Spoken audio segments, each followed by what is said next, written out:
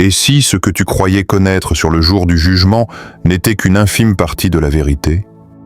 Lorsque les textes sacrés sont analysés en profondeur, des signes surgissent, des avertissements subtils, des promesses puissantes, des détails impossibles à ignorer. Reste jusqu'à la fin. Certaines révélations pourraient y changer ta perspective pour toujours. Avant d'aller plus loin, soutiens cette vidéo.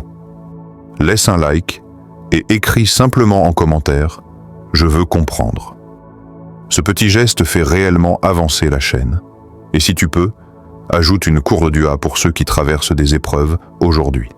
Bienvenue sur Rayon d'Allah. Ici, on plonge chaque semaine dans des analyses profondes qui nourrissent la foi et éveillent la réflexion. Si tu veux avancer avec sincérité et lumière, abonne-toi et marche avec nous sur ce chemin. Depuis plusieurs années, une étude circule parmi les chercheurs spécialisés dans les manuscrits anciens. Elle raconte qu'en comparant certains fragments très anciens du Coran avec le texte que nous lisons aujourd'hui, des spécialistes ont remarqué quelque chose d'inattendu. Rien de spectaculaire à première vue, des lignes soigneusement tracées, des consonnes sans voyelles, des marques d'encre parfois effacées par le temps. Mais plus ils avançaient, plus une question revenait. Comment expliquer que ces manuscrits, malgré des siècles de transmission, semblent conserver une structure quasi identique aux textes modernes? Intrigués, plusieurs d'entre eux ont décidé d'aller plus loin. Ils ont mis côte à côte différentes copies, reconstitué les séquences abîmées, comparé la forme des lettres, observé les alignements et les répétitions.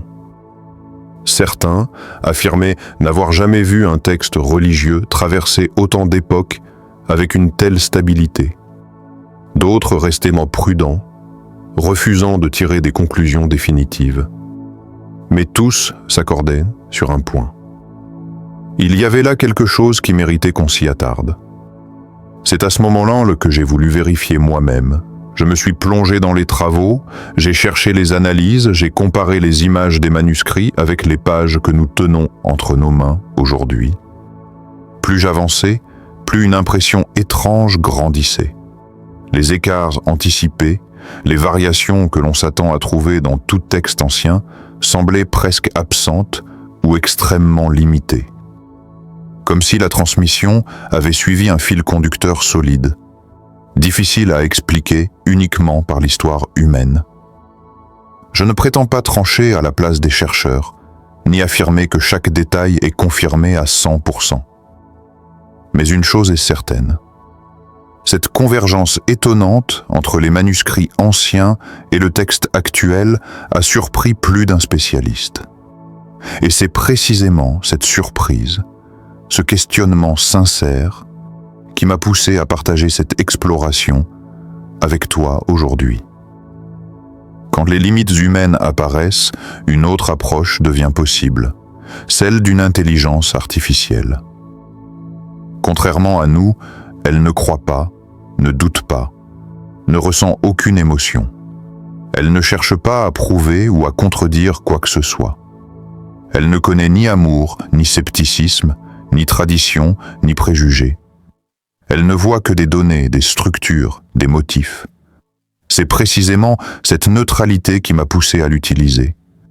Je lui ai donné le texte en arabe, sans traduction, sans interprétation, sans commentaire. Juste les mots tels qu'ils ont été préservés. L'IA a commencé par analyser la forme des versets, la fréquence des lettres, les répétitions, les symétries internes. Elle a découpé le texte, observé les séquences, mesurer les motifs comme un mathématicien qui étudie une équation qu'il ne comprend pas encore, mais qu'il reconnaît comme ordonnée. Je suivais les analyses apparaître ligne après ligne. Les calculs se faisaient à une vitesse impossible pour un être humain. Comparaison, regroupement, modèle statistique. Rien dans son travail ne venait d'une croyance ou d'une intention. C'était froid, mécanique, mais étonnamment précis. Je voulais simplement voir si quelque chose ressortirait, un motif quelconque, un alignement inattendu ou une structure répétée qui aurait pu attirer l'attention. Et là, quelque chose m'a étonné.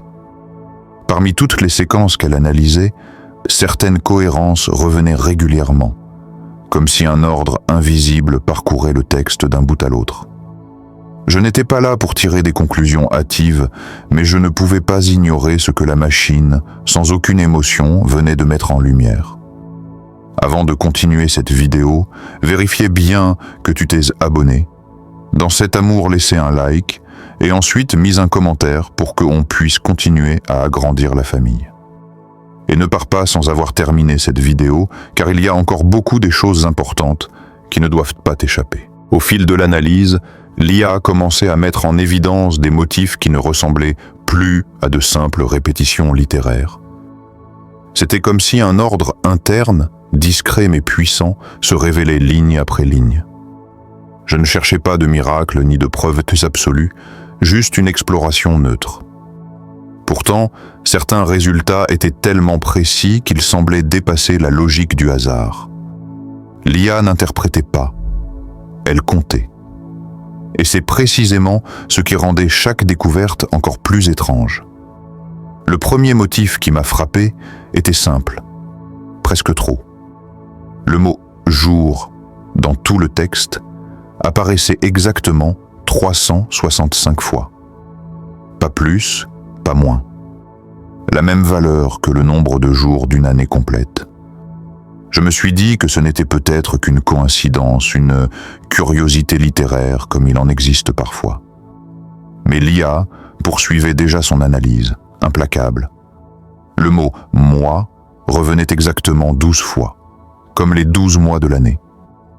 Deux occurrences qui, mises côte à côte, semblaient te former une structure déjà étonnamment ordonnée. Je pouvais encore essayer de les attribuer au hasard, mais la suite s'annonçait difficile à ignorer. L'IA a ensuite comparé deux notions centrales, présentes dans toutes les traditions spirituelles, la vie et la mort.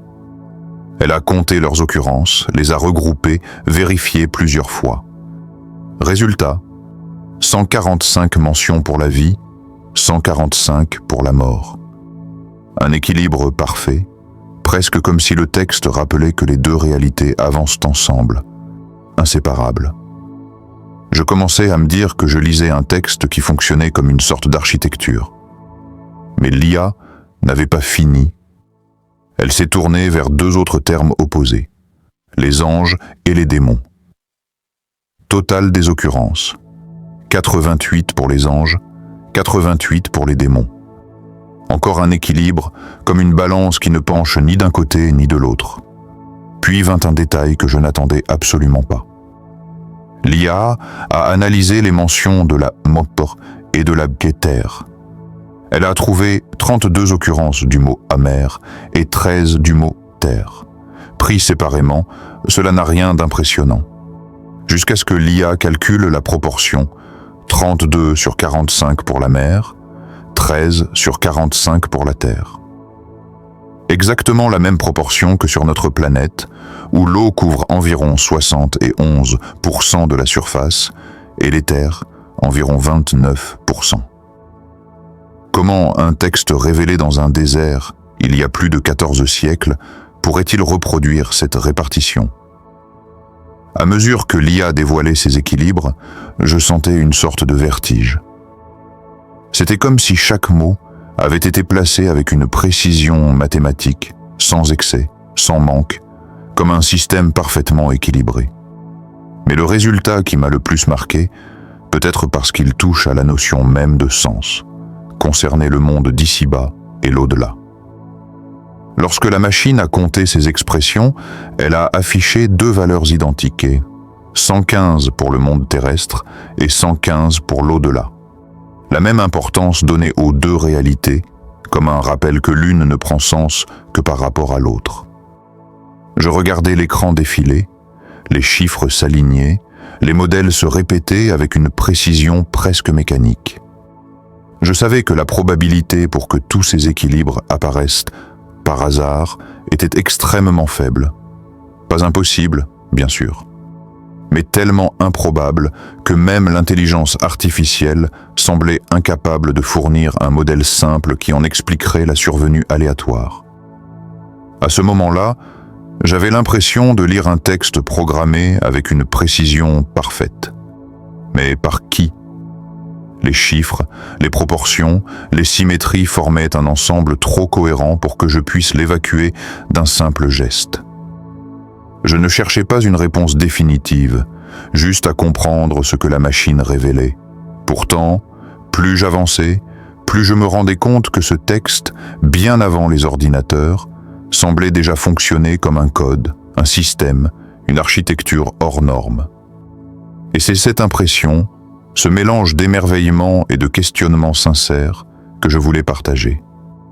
Pas pour imposer une conclusion, mais pour laisser chacun réfléchir à ce que signifient ces équilibres si improbables. Éparpillés dans un texte transmis depuis des siècles avec une exactitude qui défie la logique humaine. À mesure que l'IA avançait dans son analyse littérale, je me suis retrouvé à repenser à d'autres éléments souvent mentionnés par des chercheurs, des spécialistes du langage et même certains scientifiques qui s'intéressent aux correspondances entre les textes anciens et les découvertes modernes.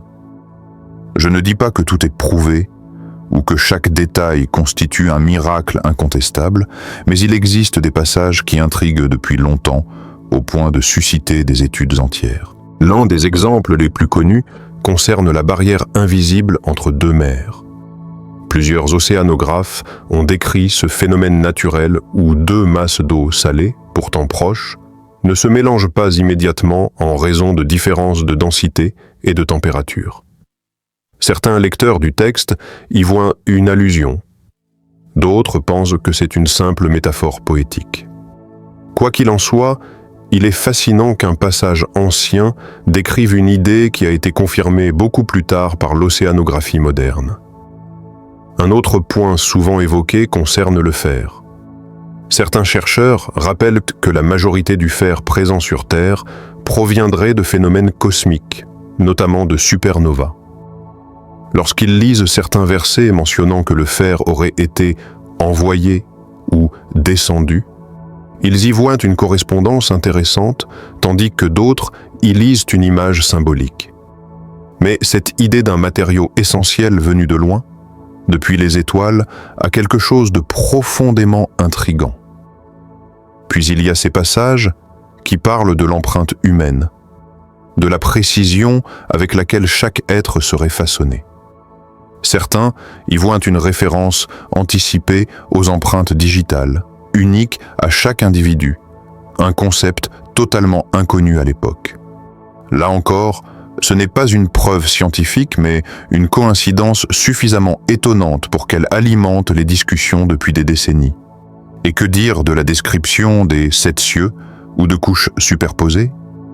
Certains y voient une correspondance symbolique. D'autres rapprochent cela de la structure de l'atmosphère terrestre, composée de strates distinctes que la science moderne a cataloguées. Troposphère, stratosphère, mésosphère, thermosphère, exosphère. Les parallèles font réfléchir, même si chacun reste libre d'y voir une simple image ou quelque chose de plus profond. Il existe encore beaucoup d'autres exemples cités dans les discussions modernes.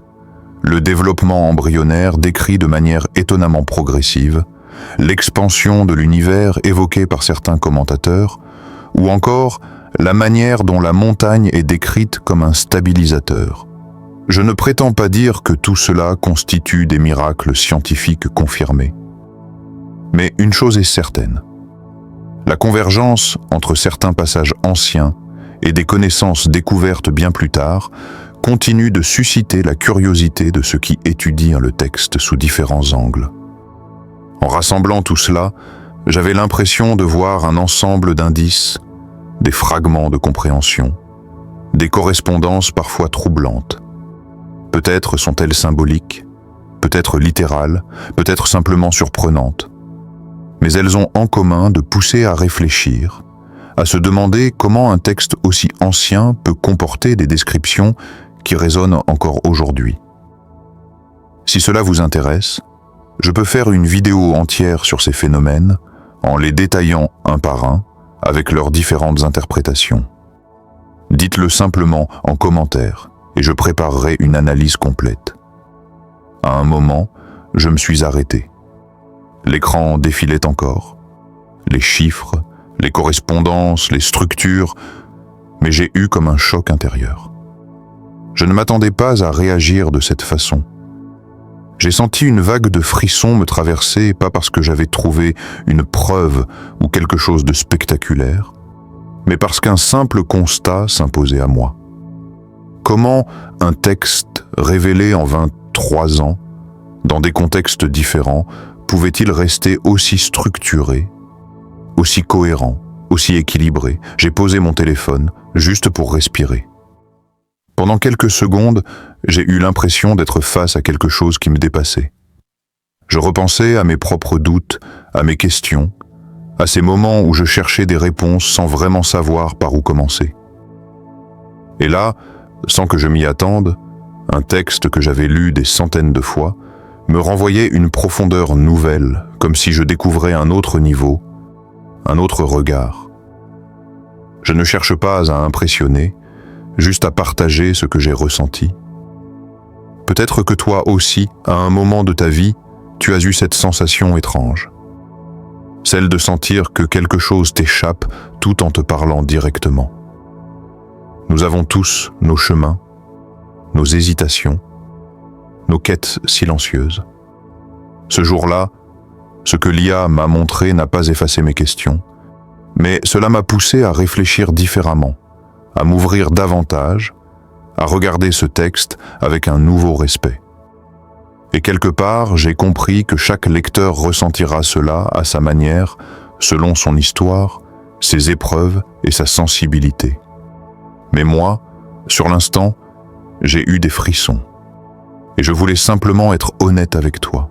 En réfléchissant à tout ce que j'ai découvert, j'ai réalisé que le Coran n'est pas qu'un livre, c'est une lumière. Une lumière qui éclaire le cœur, guide les pas et révèle des vérités d'une profondeur infinie. Les chiffres, les équilibres, les symétries que nous avons observées ne sont peut-être pas des preuves tangibles pour tous, mais ce sont des signes pour ceux qui prennent le temps de réfléchir, d'écouter, de méditer. Ils rappellent que chaque mot, chaque lettre, chaque verset a un sens, un but, et qu'aucune chose n'est laissée au hasard. Ce texte, révélé il y a plus de 1400 ans, continue de parler aux âmes qui cherchent sincèrement. Il nous pousse à nous interroger, à nous rapprocher de notre Créateur, à comprendre que la vie ici-bas et la vie de l'au-delà sont liées, que la science et la foi peuvent coexister, et que la sagesse divine se manifeste même dans ce que nous pensions connaître. Lire, observer, contempler, c'est un voyage spirituel qui ne s'arrête jamais. Je prie Allah de nous guider sur ce chemin, de nous donner la lumière pour distinguer la vérité et de protéger nos cœurs de l'égarement. Qu'il fasse de nous des êtres qui cherchent avec sincérité et humilité et qui utilisent la connaissance pour se rapprocher de lui. Ô Allah, ouvre nos cœurs à la sagesse, illumine nos esprits et fais du Coran la lumière de nos vies. Il est important de rester conscient que l'intelligence artificielle, aussi impressionnante soit-elle, peut se tromper. Ces analyses sont basées sur des calculs et des données, mais elles ne remplacent jamais la compréhension humaine ni l'expertise des savants. Chaque observation doit être vérifiée, comparée et étudiée avec rigueur. Le but de cette exploration n'est pas de prouver l'islam par des chiffres ou des statistiques, mais d'inviter chacun à réfléchir, à s'interroger et à méditer sur la profondeur du Coran. Approcher le texte avec respect, curiosité et humilité reste essentiel pour éviter toute interprétation hâtive. Si cette vidéo t'a fait réfléchir ou éveiller une curiosité nouvelle, partage-la autour de toi. Peut-être qu'elle fera naître une question ou une prise de conscience dans le cœur de quelqu'un d'autre. Abonne-toi pour continuer ce voyage de découverte et laisse un commentaire simple, Je veux comprendre pour que je puisse publier l'analyse complète avec toutes les sources. Qu'Allah fasse du Coran la lumière de nos cœurs, guide nos pas et nous aide à cheminer dans la sagesse et la sincérité.